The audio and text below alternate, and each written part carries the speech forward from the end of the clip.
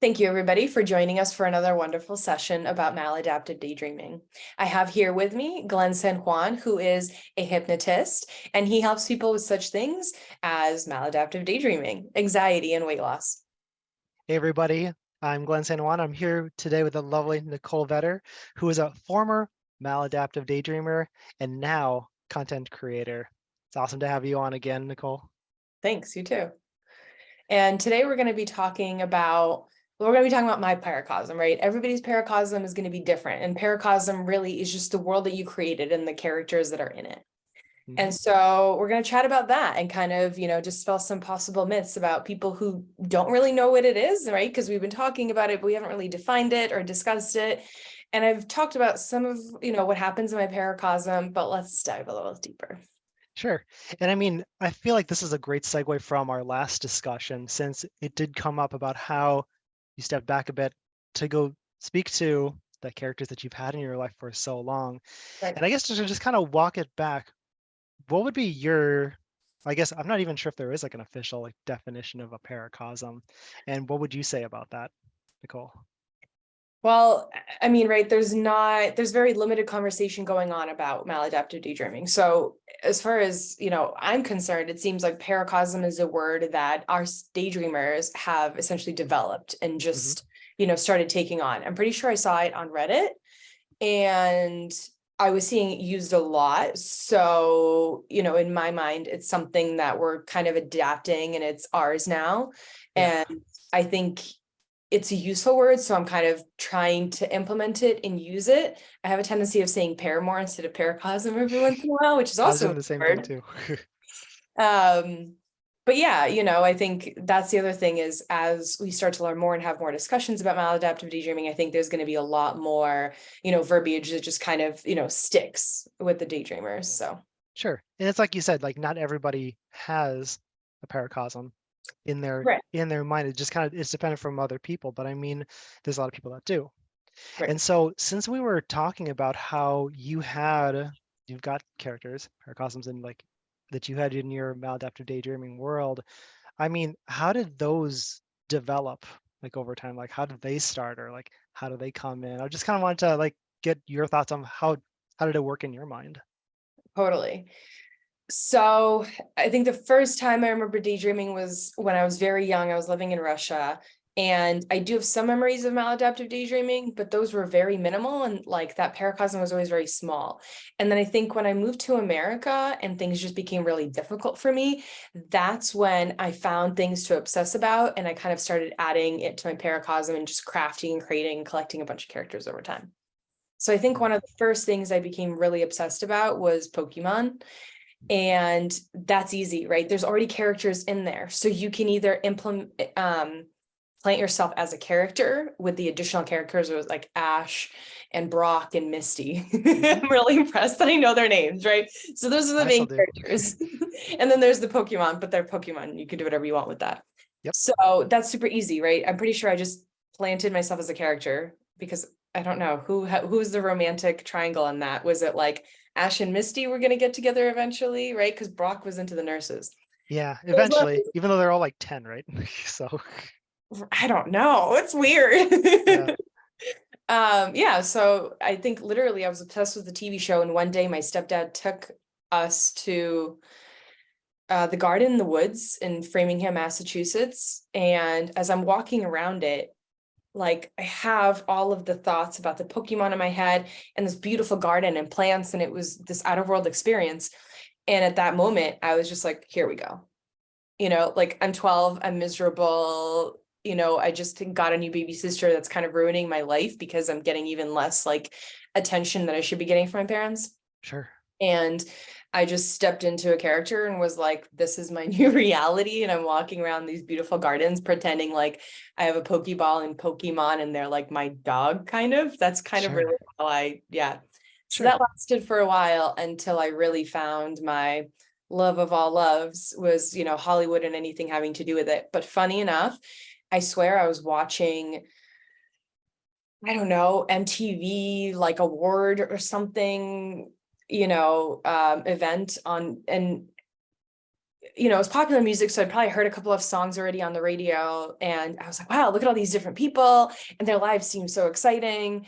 And I remember, this was like back, you know, when we still had, you know, tape recorders and all these things, and I started recording some of the songs as I'm listening to the event. Yeah. And pretty sure, so my real first obsession was like NSYNC. But I totally think that I got obsessed with Jessica Simpson, and I was like Jessica Simpson and I was hanging out with NSYNC, and this was like how it all kind of got started. Sure. And so pretty much I spent as much of my time, like if my stepdad was not home, I was on his computer Googling everything, trying to like learn everything I could about NSYNC and Jessica Simpson and all these people. Sure. And obsessing really heavily, you know, reading interviews. And I remember my mom got me a VHS about Jessica Simpson and NSYNC, you know, right before that became extinct. And then like, you can't watch it 5 years later. That was fun. Mm-hmm. And then I think what happened over time was the character that I stepped into, you know, they kind of developed and it went through phases, right? Because then after NSYNC, I became really obsessed with Vin Diesel. And that was a long time that I was obsessed with Vin Diesel. That was like all of like middle school, early high school. So it was like I get rid of characters, I add characters, but my character usually fairly stays the same, except I think once I got past the Vin Diesel phase, whatever character I was playing, it like they kind of, I don't know, we separated and they became another character in the Paracosm, but like I became someone new. Really weird. I don't even know how to explain it. But so, and then I was that character for a while. And then at some point, I was like, it's time for a fresh start because I think I'm going through changes and I'm no longer this, like who this person was. So then when was that? That was maybe at the end of college or some point in college that I kind of did the same thing and stepped out of that shell. And so I have these other two characters in my Paracosm that I have actually created from scratch, kind of, because the first one was really kind of created from Jessica Simpson. Sure. Who they're kind of based on me, and of course they're Russian. But they have like this whole history in my mind. I have my own like chronology of what happened in Hollywood based on like my perceptions. Sure. And so I've kept them, right? And so when I went, what was it, a year ago, 2 years ago now, a year ago, to that cabin and kind of, you know, did some grieving, it was like sitting with them and like processing everything that had happened and everything that I'd been through with maladaptive daydreaming. And because it was like, they're so important to everything that has really transpired. Yeah. And then I think, you know, throughout that whole time, I've added characters, taken them out. There have been obsessions where I've been obsessed with someone for a long time. And there have been times where like, okay, you're fun for about a month, bye. And, you know. And then they just exit stage left, right? And then somebody else can come in, or Yes. Right. life just goes on. I'm interested in what you said about how you would make one from scratch. Like, I'm kind of curious, what does that mean? Or like, how do you construct somebody from scratch? Like, okay, so if you not definitely physically, need, but yeah. you need a backstory. Like, why is this person, right? Because this person has to be brand new. They have to be coming to Hollywood. So my last character that I played in my Paracosm, who is also kind of myself, I don't know. Yeah. Her backstory was that she was raised in New England, kind of unclear. Her parents died when she was like in high school, and then she got adopted by people who also then died. And then she was kind of on her own, and she went to school for theater, and she did a lot of theater for a couple of years. And then she broke up with an abusive boyfriend and moved to California and was doing some theater, trying to figure out what to do in Cali, and then just kind of got discovered and then became like the big thing. Yes, she has several Oscars. I know. Okay. But yeah, so you have to kind of have that like backstory, in my opinion, and then you kind of start to build on that. Okay. Yeah. And you would do this with multiple paracosms in your head. Right. Like different story. Like, would you write any of this down to keep it straight, or would you everything be kept straight in your head? So that's the super interesting thing is when I think back, I've not written any of this down. Like this is just me going from memory. Okay. So I kind of wish I did, because there's so much, like when I think back, and I've been doing a lot more like thinking back lately, especially after going to California, and just be like, oh yeah, I forgot. Like I was obsessed with Russell Crowe for so long. And so much happened. And yes, that character is still with Russell Crowe. Um, and it's weird. It's really weird because there's so much there, and there's so many things that have transpired and occurred. And like I will watch, like I'll come across an old movie and I'll be like, oh yeah, I remember when that happened with that character and they got mad at each other and they had a fight. And there's so much. And the other thing too is sometimes like where I get stuck in that loop is where, I'll like be creating the drama, and I'll be like, oh, what if I did this? And then I go, no, rewind, that didn't work. That was too intense. We don't want that. And then you create like this whole other, like, no, we're good. This is the story we're going with this new character. And then you think back and you're like, I don't remember what I did with that character like 5 years ago when I created them and I was creating all that drama. What actually happened? I don't know. I don't know. So Okay. I kind of wish I did write it down now, because there must have been a lot of really funny stuff, but now it's just all my memory. I was gonna say, because I mean, it sounds like a lot of these characters are very much in depth with that backstory you gave them, and it sounds to me, did every single one of them had a reason or a purpose why they came into It's your Nicole head? was bored. Huh. Nicole was bored, or they had a movie coming out, and I was Okay. like, hi, hello, nice to meet you. Okay. Have you ever tried to keep track of like how many there were, or like is it just kind of it comes and goes and then for Um, you? I could definitely write a list.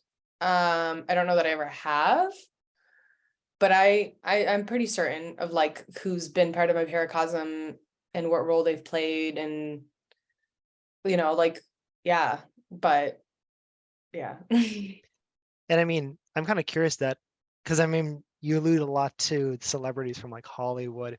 Would you say most of them are based off of celebrities? Yes, although this one time in middle school, I created a character who was not famous, and he was adorable, and he was a cop and he died. So I created a character out of like from scratch and then killed him off. Hmm. And we still Okay. talk about that. Hmm. I don't remember his name, but that's the thing. Like, I do not remember this guy's name for the life of me. Like, it's whatever name at that point I thought was cool for a man. I don't know what that was at that point in my life. So I don't know. Sure. But like, my characters will bring that up. Be like, oh yeah, I remember him. He was lovely. It's so sad. I miss him. And it's, or like a character will come and be like, oh my God, I missed you. Yeah. So, but it's very rare that I create a character that's not famous already. Okay.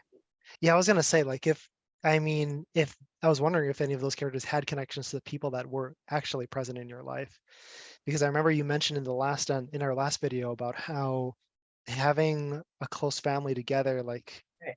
living in Russia, if anyone were based off of that, since you did have a circle Right. of individuals. So, like the way that my Paracosm was set up before I stopped and moved to North Carolina was, there was my current character, right? Like the third iteration of my character. Mhm. And then one of those other iterations was married to Russell Crowe, who's like kind of become my dad in the Paracosm, right? He's Uh-huh. the one that I'm like, Dad, is this guy good enough for me? Or like, do I kick him out? Um, but it's funny because it's like I was talking how, in last video we made about how I had been raised by like this like 3 generational household. And that's how I've really created my Paracosm, is like there's always people around. And like the last one, we were all kind of like living together during COVID. Mhm. So just imagine like, so in my head, I'm imagining this like massive, mansion where all these, why would celebrities ever hang out like this? They would not do that. They'd be like, no, I'm going home. Bye. But they would probably live in the same neighborhood or something ridiculous. Sure. All But in Bel Air. yeah, so like it's almost like this kind of family, right? Because I think some of the characters also don't kind of have a family. But it's also Okay. really difficult because, or sometimes it works out perfectly, is when you're crafting a storyline for a character and then you go into like the, grocery store and you see like a headline on People magazine and you're like, oh, that's perfect. I didn't know that I was working to that, but that fits right in. Cool, thanks. Huh. So it's easy to just insert it right in if you wanted to, Yes. whatever, to make it, to keep you from being too bored, to keep your imagination going. Okay. One thing I was really curious, is there one character that you feel has affected your life more than the others? That is really hard to say because I started making changes 4 or 5 years ago, and there have been a couple of characters that have kind of like I've been close to that, you know, like I have so much gratitude for them, even though they never really did anything for me. Sure. I think last time I talked about Brad Pitt because it was like those 2 years, 3 years during COVID, it was like I was doing so much work and that character was there all the time. And it was like learning to reparent myself, learning to, retrain my brain. And so much happened during that time. And a lot of it was really good stuff. Like I felt joy for the first time in my life. And I felt joy not because of my paracosm, although my paracosm did bring me a lot of joy. I felt joy because I sat outside every morning and like watched my thoughts like clouds and it Sure. created joy, which is amazing. Um, but also before that, just as I was starting to get into meditating before COVID started, and one of the characters that was in there a lot was Joel Edgerton. And I just remember feeling so much gratitude, you know. Um, but yeah, it was like to me that was really important, is the past couple of years like using my paracosm as a tool to do my healing. Sure. Um, because that was huge, just totally Sure. huge, and it's the funny thing is that it's like it's not far-fetched, like me trying to convince my paracosm, who's made up of all celebrities, to like meditate and do these things because like the truth is like they probably already do it or some form of it, right? Hmm.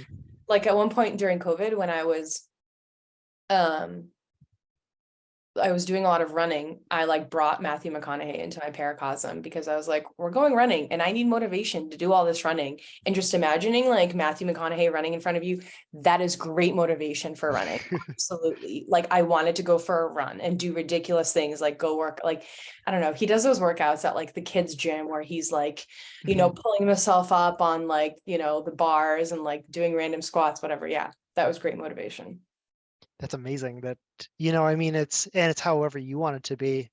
And for as much as you want to push yourself as well, I'm sure, within, safety limits, I'm sure. Exactly. I guess the one last thing I wanted to ask you was in regards to maladaptive daydreaming, with people who feel like they are trapped in their own world, what would you tell people that who are addicted and who do have those paracosms in their lives that they held a lot of value from one former maladaptive daydreamer to another? I would say if you feel shame, it's okay to let go of that feeling because if anything, your life is much more interesting and exciting than most people could even imagine. And don't let people judge you for it, but also, it all depends on what you want. You don't have to give it up if you don't want to, but there are a lot of tools that you can utilize to make your life a lot better. And that's really what I started doing is I think when I started this journey, I did not think that I was going to give up maladaptive daydreaming. That was not a thought in my mind when I was at bottom. When I was at bottom, all I wanted was to stop being so anxious that my stomach hurt. And you can do that and you can still have your paracosm if that's what you want. Um, but you know, just quitting maladaptive daydreaming doesn't necessarily solve anything. Like figure out what you want in your life and utilize as many tools as you can. And there's a lot of tools and they're all on the internet, to get your life to where you want it to be. That's it. Yeah.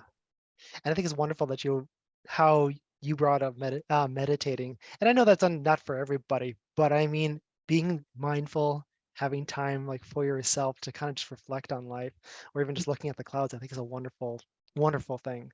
Right. That way it's just to kind of look at, just to have that reflection into your life and to see kind of, what is it that you really want.